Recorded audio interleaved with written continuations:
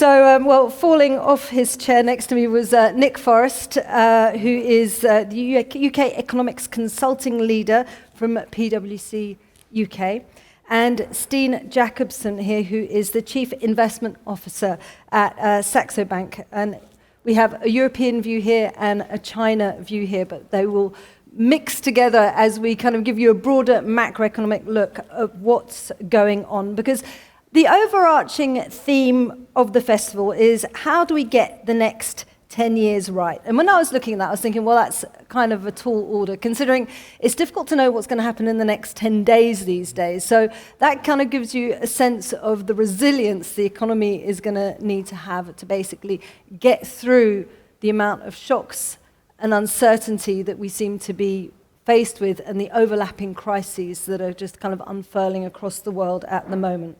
So let's begin by just a quick opening question to both of you.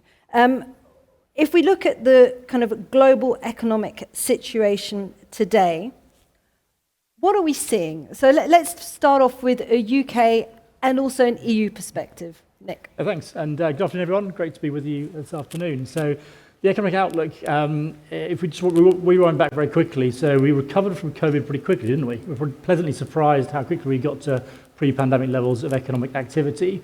But since then, there's been a pretty consistent gradual drift down. So the outlook has been deteriorating over the last 4 or 5 months across Europe, across the UK. So we're now seeing economic growth in UK probably high threes, in Europe about sort of 3%. The problem with those numbers is they belie the fact that last year was a weak year. So any of those annual comparisons actually are missing out on that fact. Because in reality now, the economy is pretty much flatlining. We've seen the figures today from the UK, so GDP was 0.2 down. So the economy is now in that kind of position now where it's hard to see where growth is coming from. The consumer squeeze in terms of high inflation and supply chain challenges mean that, we'll come on to where's growth going to come from, because at the moment it's pretty much flatlining. And that's something we're going to be looking at, where growth is coming from. But let's take the view from China.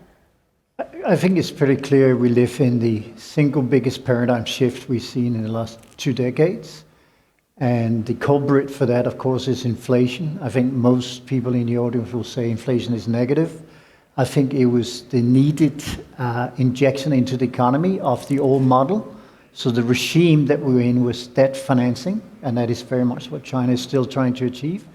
On China specific, it's going to be a huge disappointment for those who think that China, post the Congress in October, will be able to roll out a new GDP fiscal stimulus to help the rest of the world.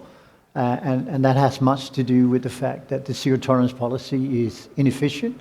The zero tolerance COVID policy. COVID is inefficient in its way it works, obviously, and they have a deficient sort of rollout of vaccination as well. So we are in for a very challenging time, but at the end of the day, China, like everybody else, I think the conclusion is that the physical world is way too small for the aspiration of monetary, fiscal, and green transformation. We simply created over the last 3 decades a financial economy, and that financial economy dictated what happened in the real world. Now this is being replaced, and this we see best through the energy and the energy dependency that in particularly hurts Europe, but also China to some extent. So those are the challenges, but I think that as the 45 minutes come to an end, I'm sure we can find a few positives as well. We're definitely going to be looking for those positives, but I always like looking at a human-centric view of the economy. So if we're looking at an economy contracting, we know that there is a cost of living crisis. What is actually going to be the real impact on, we're feeling it here in the UK, in the EU, but how long is that going to continue, do you think? For some time. What's different about this crisis is it's quite slow unfolding. We're used to the financial crisis, which was pretty abrupt with Lehman's. The pandemic was pretty abrupt. But actually the cost of living crisis is a really sort of building crisis. So this is very different to 2008. It's quite different in the way it's kind of unfolding a lot more slowly. So the cost of living challenges are building. Governments are trying to reduce the impact of that, as we've seen that in recent policy announcements.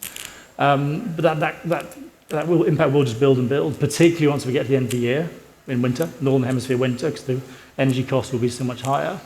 So I think it's a crisis that will kind of continue through this year.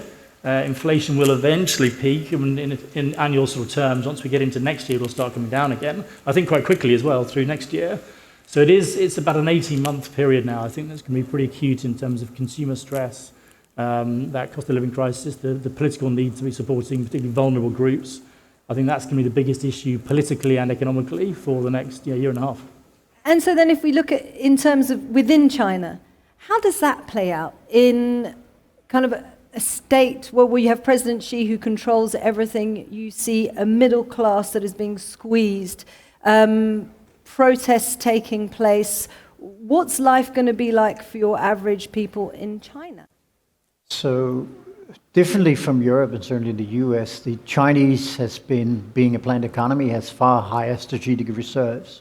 So the impact of the food, the energy is significantly smaller, but the zero COVID tolerance policy means that, remember the deal that the Chinese Communist Party has with the population is that you have no freedom of speech, but we will make sure you have a GDP per capita increase. And that entails that there are 10 million jobs being created every year.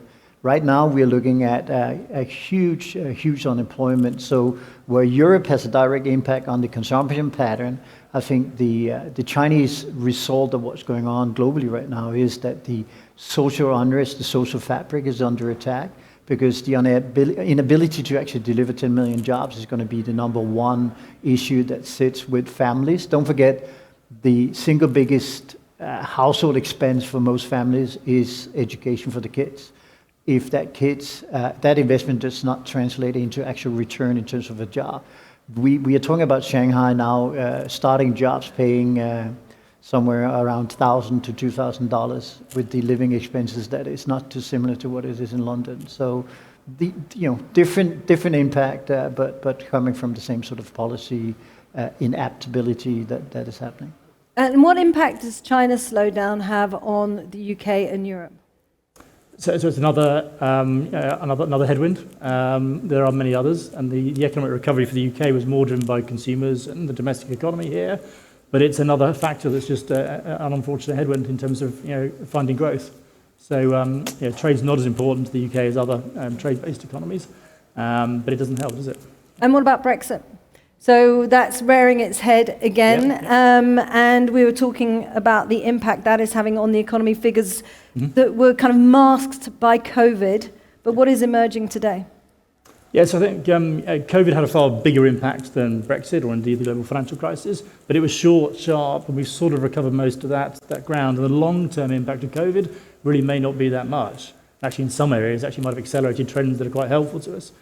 So that's the kind of the impact of COVID. I think it did mask what was happening with Brexit and probably distracted our policymakers in terms of how to make progress on Brexit and the like. So I think now what we're seeing when the impact of COVID's faded is that our trade is not what it was. We're probably about 15% down in trade terms. So the medium-term impacts of Brexit look like they'll outweigh the impacts of COVID. In the longer term, it's all about how we take advantage of the political freedoms to do that. And how does that compare to the EU before we look at the political freedoms? Well, the impact of Brexit on the EU? Far less by virtue of the size of the EU. So obviously it has a more concentrated impact on us than the EU. Yeah. So the EU hasn't felt that. So then you said that the whole argument was the UK being untethered from the EU, so it gives it greater freedom. Does that give it greater freedom to get out of an economic crisis? Well, greater freedom in terms of so policies in terms of what we do around everything from regulation through to industrial policy and strategy. So it's all about using those and bringing that into the topic of the last 3 days. How can the government use its kind of powers and regulations to actually provide an active industrial strategy that can then reinforce growth and productivity changes and the like. And so we were talking just a moment ago, Steen, about the job situation in China, and I'm just flipping that. How do you create jobs in China then? What's the strategy to get people back in employment? Well, that is the story. So the way the Chinese system works is through the banking system. But the banking system in China right now is maxed out. It doesn't have a capacity to increase its lending. So right now, the Politburo and President Xi and Premier Li is saying to everybody, okay, we will loosen the tightening that's been ongoing in both the technology sector, but also in the real estate sector. But for that to actually translate to real new jobs and real new activity, it needs to come with credit and credit facilitation. And if you're maxed out on the tier one capital and all of the regulatory capital constraints that you have, you end up in a position where China basically will talk a lot like European central bankers, and they will not be able to deliver the credit because they trade at a price to book at 0.5. So even going to the market and raising capital will dilute the government, and the government has only one really lever in the economy, and that is the banking sector. So it's going to be a very interesting autumn in terms of what goes on, because we have two simultaneous events: the zero COVID tolerance policy, when is the sunset on that, and then most importantly for the political agenda, the single most important event over the 5 years is what happens in October, when Xi, of course, is trying to become president for life in China. The consensus right now is that if he gets that, there will be a shift in policy. I doubt that very much, simply because he cannot deliver. The single biggest propaganda win that the Communist Party in China has had is, ironically, the zero tolerance on COVID. So backing down on that is impossible. Can he lie about the numbers? Not really, because if you lie about the numbers, then the hospital system get inundated with sick people, and that will translate into people being upset that they can't be treated. So it's kind of a catch-22, and they are caught in the inability to increase the debt leverage. And how do that situation then? It's difficult comparing sometimes China to the UK and to the EU, but if we just listen to what Steen has just said, and then if we just focus now on the unemployment issue, are you seeing the same situation UK and EU-wide when it comes to those employment levels? Because we are seeing this kind of situation of a big resignation, which I don't think has really happened in China at all. So in the UK, I think on the financial side of things, similar position. We've got a much stronger financial system than we used to have, far more higher capital ratios, more resilience, which we've seen through the last year, which has been a big success of that policy. But you're right, in terms of credit creation, that's not really a big lever of growth. We need finance created for financing the challenge about climate and other aspects, but not a kind of big growth enabler. So, and then we've got the constraint of, you're right, the labour market. Twice as many vacancies as unemployed. The tight labour market in the UK, and to some extent across Europe as well, will persist for the next year or two. I can't see that really easing. Plenty of vacancies, plenty of skills gaps that are opening up, and that will hold back the potential of the economy. So two very different situations, really. I think it was quite interesting seeing them juxtaposed. But then, we're looking at the kind of the very negative aspect of growth, of the growth picture and the economy. If we look at the positive side, I think maybe there's more convergence. Let me just begin with you then, Nick. Where do you see kind of the possible new areas of growth or of development of that in the region you kind of so I think the old options I think have fallen away, haven't they? The government debt at 95% to GDP can't really be the driver of growth. Government can be an enabler, can set the vision, the legal and regulatory landscape, but can't really be a driver of growth. The trusted consumer across Europe and the UK, we're looking at real reductions in incomes this year, probably going into next. So that's not going to be a driver of growth. Trade, we talked about, is lower than it was pre-Brexit. That's not going to turn around quickly. Trade agreements take years and years to not only kind of agree, but also then really kind of make the most Any interesting trade agreements on the horizon, though? Just as a... I think it's slow progress, but I think slowly we can work through those, but they just take a while to have a real economic impact. So they're the sort of traditional levers. We talked about credits. So I think being an economist, I come back to technology. I come back to in the longer term, it's new technological innovations that make more productive use of labour. Great time to be putting in technology to save on workforce, better now than any almost. So it's those technological improvements across many sectors that I think can both provide economic growth, efficiency, productivity, and these are issues that have sort of fallen away in the last couple of years. We've been a bit distracted by, understandably, COVID, and before that Brexit. But I think we're now entering a world where the economy's going to be pretty stagnant, and actually we're going to have to bring back those ideas about skills, productivity that really make a difference into the longer term, and that's where I see the opportunity for growth. And if we just kind of dived into that a little bit more deeply, is there any kind of, we were talking about AI, but is there anything that really kind of captures your interest and you think, well, this is really the area that I think is going to be a game changer? So I think it's a combination, actually.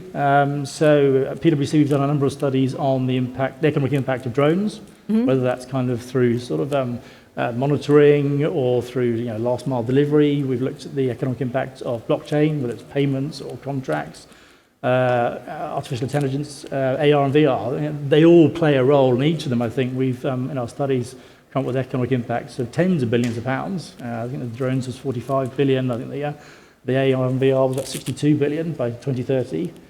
Add them all up, it's quite a powerful shift. Yeah. And the fact they all interact as well, they're not kind of unique, distinct technologies. They can kind of create a system that's just more technologically advanced, where that technology is reducing, making people and workers more efficient, where it's creating new products and services. All that adds to growth, whilst at the same time other societal challenges. So there's some examples. I don't think there's one killer technology out there, but it's that combination. You put them all together, it's really powerful. And if we look at R&D hubs in Europe, and I'll come to you in a second, are there any kind of areas and zones that you're just going to go, well, these are the areas that are really thriving in Europe or the UK, but when it comes to that kind of R&D? So there are, and the Golden Triangle gets mentioned a lot, but I think it's also about trying to spread it out. So whether it's clean tech, we're seeing greater representation of green tech firms outside of that triangle, whether it's on the East Coast or other universities that are finding specialisms.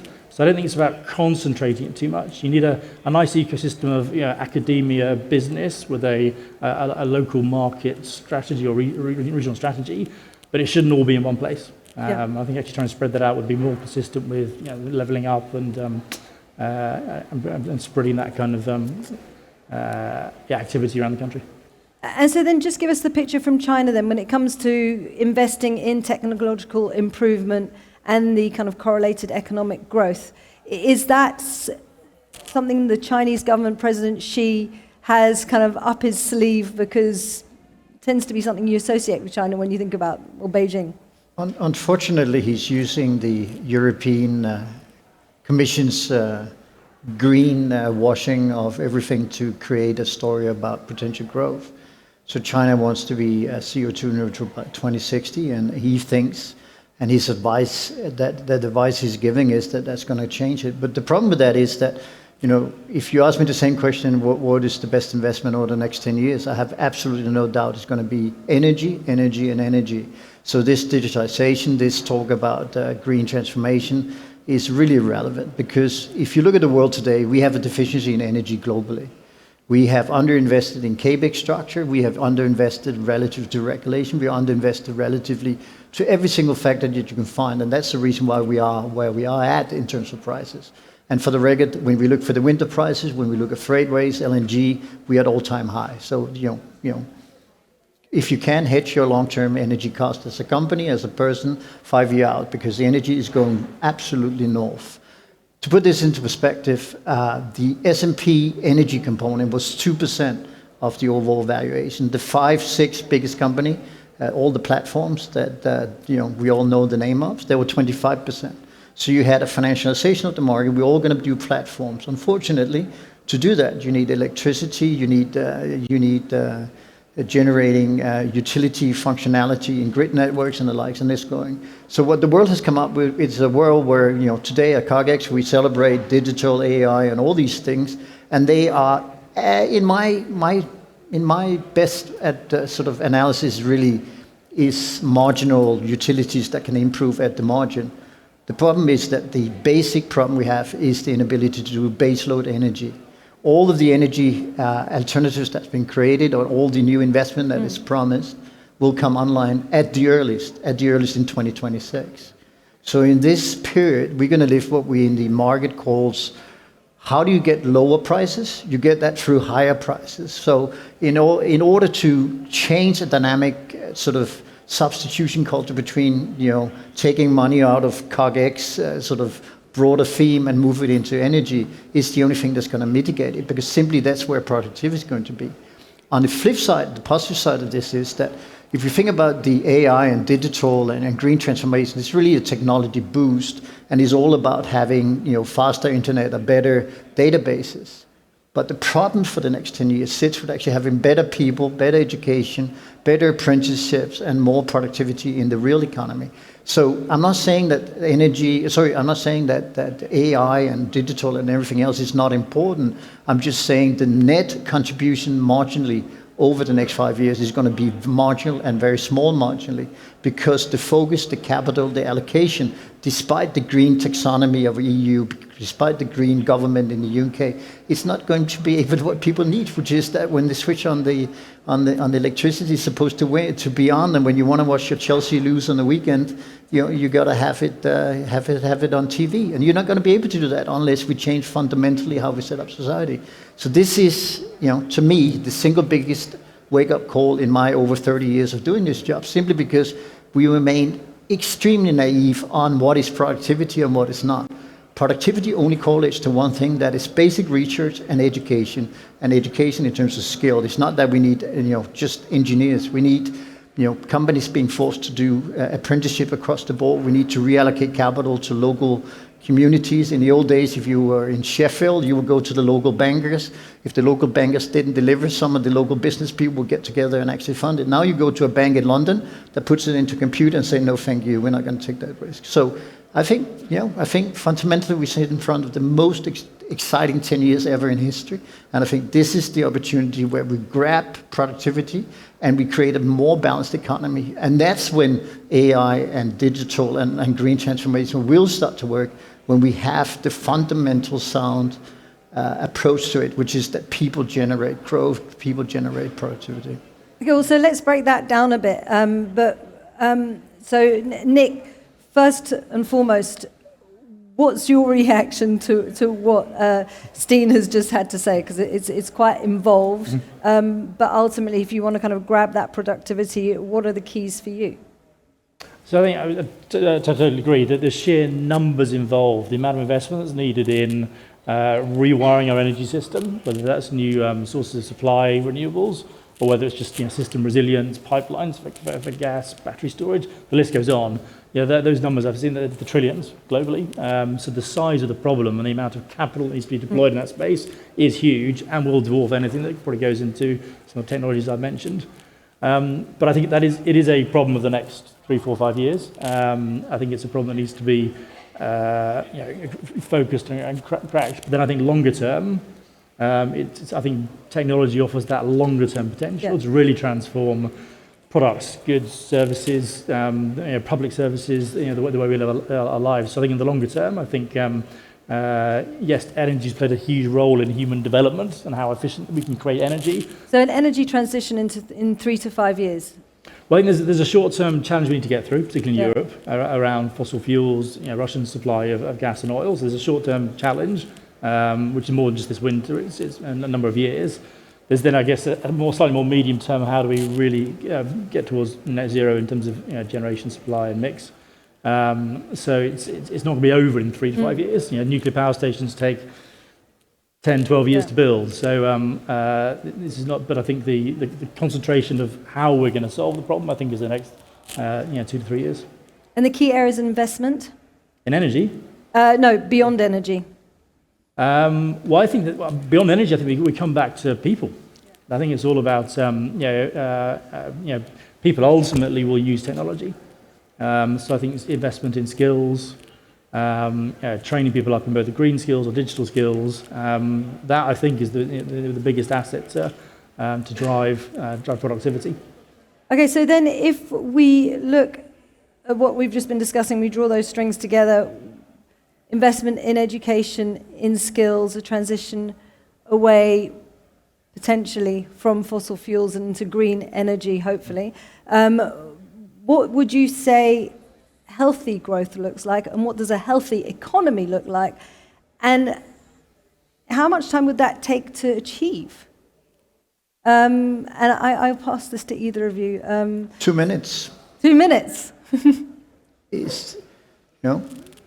Show me a country that has a strategy of what they want to achieve for the next 10 years. Every political affiliation that you can find, any system, is based on, to some extent, getting re-elected, whether it's democracy or not. But I think the day you take the decision that you want to live in a productive world, you take that step that is needed to do it. I think every single conversation, including with your husband or my wife, needs to start with the fact, what I'm about to say, is that going to be productive or not?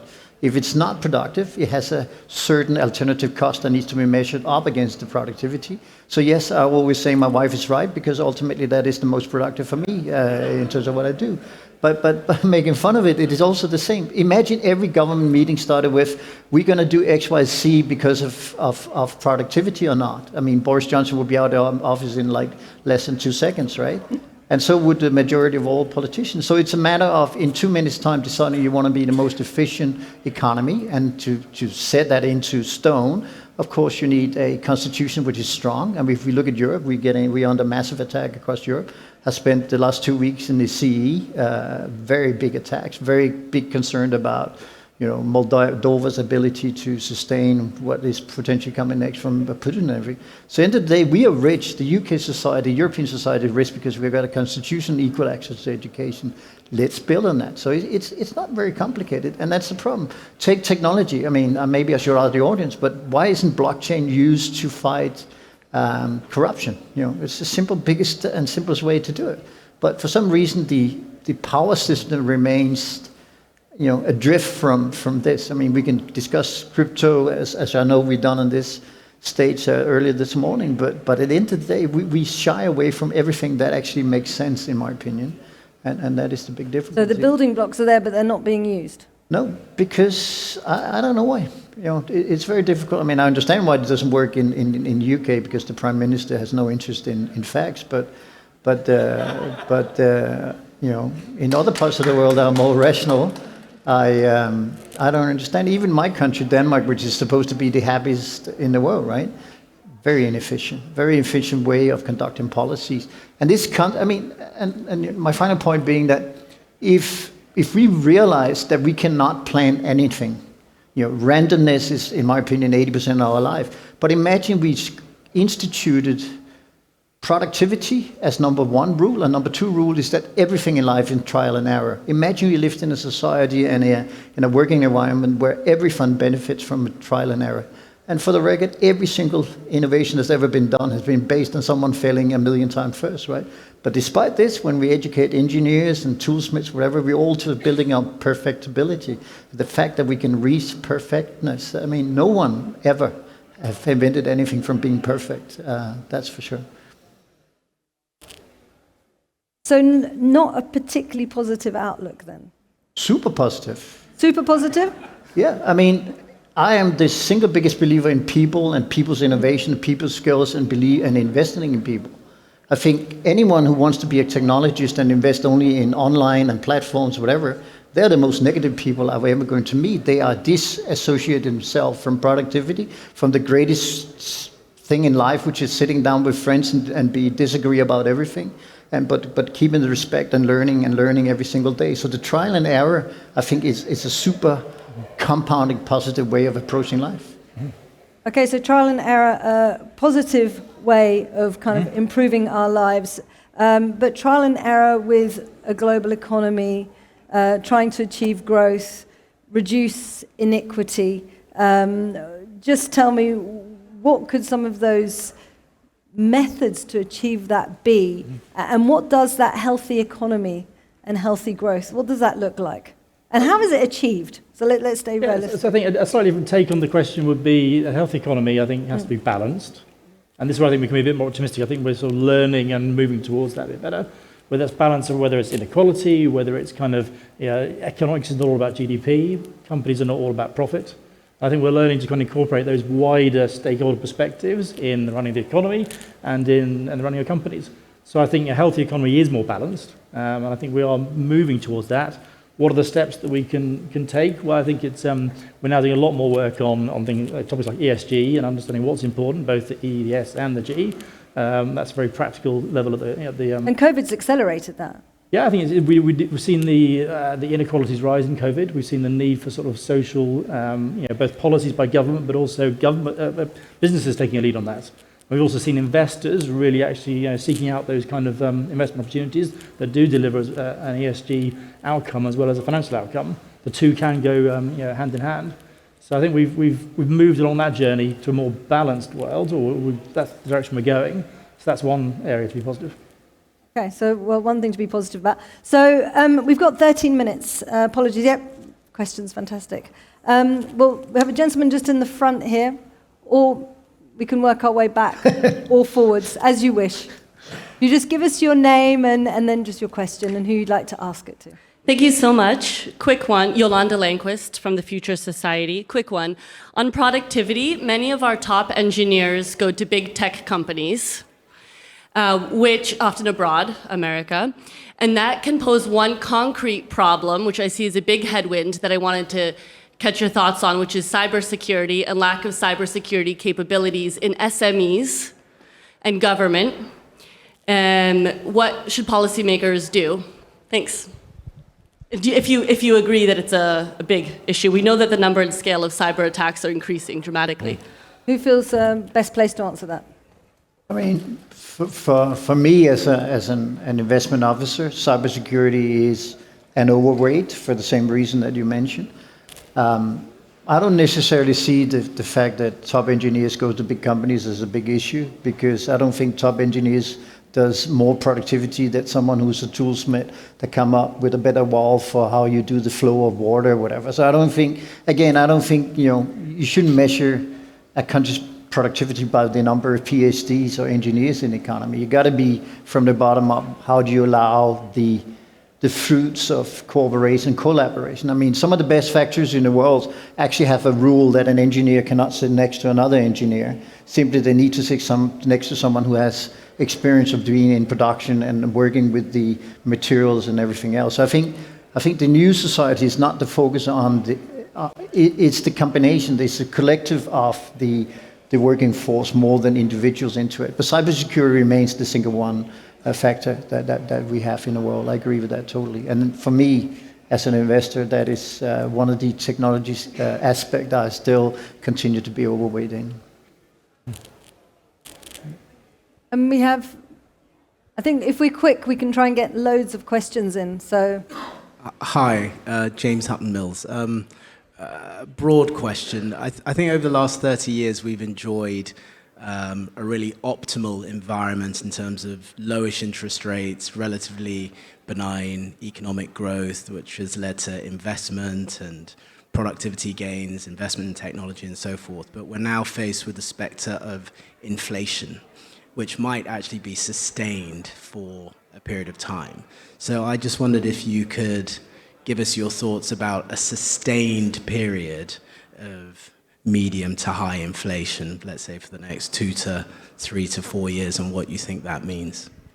I'd like both of you to answer that very quickly, because I think you've probably got slightly differing views. I actually think we're very close. Oh, really? Okay, then. But the inflation is structural. That's the only thing you need to know. And I think your premise is wrong. We didn't have a great time the last 30 years. What we did have was a debt-induced lower interest rate with no consequences on inflation. So as long as the economy had capacity to utilize, it was a good thing. Over the last 2 years, and already 2 years ago, we were in an inflationary environment. You had this physical world being too small for everything else. And that's when everything busted and we were caught out on being long, short inflation as a trade. So in other words, everything you do now, deglobalization, insourcing, practical, green transformation is inflation. There's not a single thing which sits in the policy tools of governments or central bank which is not inflationary. And that's actually the answer to your question, in my opinion. But I do think there's a path here for inflation. It's going to peak 9-10% this year. I think it will then start to come down. The Bank of England have got a tightrope, and the ECB, of how to manage this. The soft landing is very hard to navigate. But I do see it coming down over next year. I'm not seeing the pressures in the labour force across the whole of the labour force. Clearly some sectors and some professions, some people, there's a lot of wage inflation out there, but not seeing it across the economy as a whole. So, and that's where the Bank of England will be looking very much. Is there going to be this wage price spiral to get concerned about? At the moment they are putting interest rates up probably again this week. to try and get on top of inflation. So I do see it coming down during the course of 2023. I wanted to hear you a little bit more on what is called geopolitical tensions, and if we were to consider those not just to be transitory, but to be more permanent. I'd like to hear a lot more from you from what that means with regard to China, which is perhaps in the background right now, but everybody seems to be seeing that as the elephant in the room, and obviously Russia in the foreground. And things like the weaponization of food, what does that mean? You talked about a big watershed and perhaps optimism there. I don't know, maybe I see it slightly differently. And to Steen in particular, if you were in number 10, what would you do with Britain's relationship with the EU? Well, I think that's a subject for a whole other session there. But so let's have a quick talk, maybe discuss the first part of the question there, you, Nick, and then we'll talk, pass the next bit on to you, Steen. So I think the world has moved on. I think geopolitical tensions are now an important aspect of business, working out whether it's alliances, joint venture partners, supply chains. That consideration now has to be there. Probably wasn't a decade or two ago. The idea of just being a truly global company doesn't really exist anymore. You've got to start to make strategic choices. I don't think we're in a world of total deglobalization, though. There will still need to be trade of commodities, of foodstuffs, and there's still advantages to trade. But I think strategically important sectors need to look very hardly about sort of geopolitical aspects. So I think that's the world we're in now. Whether it goes into kind of more regional blocks or friend nations we've heard about, I think that's the direction it's sort of it is going into. Yes, it is a more fractured world, and that's the outlook for a considerable amount of time. Yeah. I'd say we clearly live in a deglobalization world, and I think implicitly in your question is also the conclusion that the history is setting on the Western world's impact on the rest of the world. For the remaining of our lifetime, we're going to live in a world where we are dominated by other forces that sit outside our own realm. I think Asia demographics, investments, saving surpluses is going to dictate much more of the agenda. I think that's the conclusion that we have from the Ukraine and the inability of us first stepping up and then stepping up on that. On EU, I think it's pretty clear that we're getting a fiscal union through the back door. So EU will ultimately be one region, one president, one finance minister. In terms of number 10, I will do another vote and make sure that we reverse the decision to leave Europe. That's the most stupid decision ever taken in history, built on ignorance and stupidity. I can be more diplomatic, but I think that is exactly what needs to be done. And I think, I think Boris doesn't need another exit. I think, and for the record, I think he's gone inside the next 3 months anyway. So it's pretty irrelevant. But for UK needs to get back into Europe. I mean, Europe doesn't exist without the UK, and UK doesn't exist without Europe. This is nonsense. This is utter nonsense. We have a nation relationship. We have a bilateral trade. We have a financial market that is integrated. So for me, that is clearly what needs to be done. But China, and I think it's an important question you raised. The second biggest issue in China right now is the nervousness about being treated like Russia was treated, getting off the SWIFT system, not being able to access the global payment system. But what is even worse is that foreign companies now are voting with their feet. So it's not that the Chinese government is trying to get people to leave, but people are leaving because this uncertainty about the COVID-0 policy remains such a factor that they don't know how they can reduce, they don't know how many people they gotta be working with. The market is getting more complicated. Consumption on the consumer is down 50%. So what is happening is that people are fleeing Shanghai in particular, but overall we have bigger ramifications for the voluntary sort of bailout of China that is happening by private companies. And this is across the board, but in particular European companies leaving. So massive impact. Some people say on Taiwan, it means that because of Ukraine, they learned the lesson that US steps up. I don't necessarily agree, because if you understand China's history, there is one thing that is certain, that is that Taiwan needs to be reunited with China, and it needs to happen at the bare minimum before 2049. Gary? Hello. Oh, hi, I'm Sophia, and I run a company called Tech for Non-Techies, and we have the Tech for Non-Techies podcast, so listen to it. My question is about the education system. So to increase productivity, we need to increase the productivity of individual members via education. So what would be your suggestions for how to increase productivity via the education system, going from literally schools up to actually business schools, but also what I'm really interested in is what are we doing with the population, 30s and up, who probably when they were graduating, I know when I was graduating, the cool things to do were investment banking and consultancy, or maybe if you're weird, media. And this whole tech thing, I think, just really snuck up on a lot of people, unless you're in Silicon Valley. And so there are a lot of people who are high achievers, but who are really feeling left out of this digital revolution. So what do you suggest we do with that? How to bring them back on board? Yeah, Get them on board, not even back on board. It's kind of tricky. We don't want government sort of defining the precise technical skills that are required around the economy. The role of government is the sort of the baseline. It's kind of a foundation of a really strong school system, a university system that's working and providing the choice and careers that undergraduates want, right the way through adult education. So I think it needs to be a strong foundation, but not trying to kind of pick the precise skills that may be required. That's what a vibrant tech sector needs to do.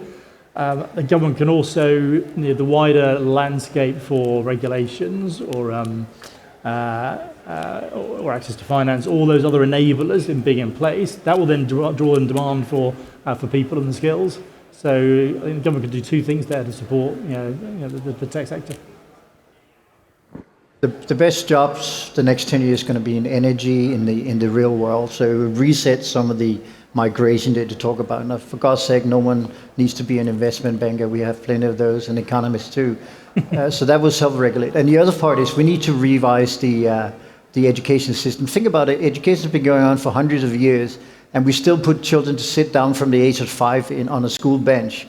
I mean, every sociology study shows that we can improve in that process. We may need to make it from year 5. It needs to be trial and error. It needs to be fun. It needs to be an education that sets us up with a flexibility and agility to perform in what is needed, because no one can predict the future. We cannot predict what is needed, but what we can do is revolutionize the way we think about education and just make sure that, like defense spending, it's a fixed amount of capital in the budget every single year, because that is where all the growth in the UK and the world is going to come from. And if that was if you had one key thing to do, would it be kind of resetting education systems? And making the marginal cost of energy zero, because that will release the biggest productivity ever in history.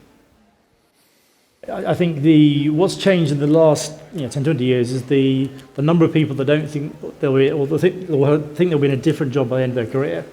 Careers for life, whether it's green jobs, whether it's digital skills. The surveys we've been doing, a lot of people just know that the job they're currently doing, they won't be doing at the end of their career. So that does point to adult education skills within the workplace. Apprenticeships, but going right the way through to reskilling employees. Circles back to what you were saying. Yeah, very interesting. Okay. Can I ask? I'm an economic demographer, so I want to ask about what is happening to China in particular because of its labor force shrinking, its population shrinking. How much is that going to impede upon China's abilities, not just in the short term, but in the much longer term, if China is to be a rescuer or not? And what are the implications for demographic change also in Europe, which might have something to do with migration flows too? So the beauty of demographic, as you very well know, is that we already have a live experiment, which is Japan. Japan right now is losing about 0.5 percentage point of GDP from negative demographics. China is right behind that, so of course the impact on that will be growing. The one-child policy, of course, is going to be an immense impact on future growth. So again, we come back to, if you take economics, and if anyone ever wants to start economics, stop doing it, because there's really only one parameter that works, and that is productivity. We need to compensate the negative demographic draft with productivity gains. Productivity gains goes back to what we talked about at length here. So very negative impact. In real terms, it's going to be 0.5% to start with on GDP on a rolling basis, and ultimately get worse on Europe. Yeah, we did a study for the G30 called Lifetime Financial Security. Essentially, this very problem that demographics, aging populations, people living longer, a real sort of trilemma of how you actually provide for people in their old age.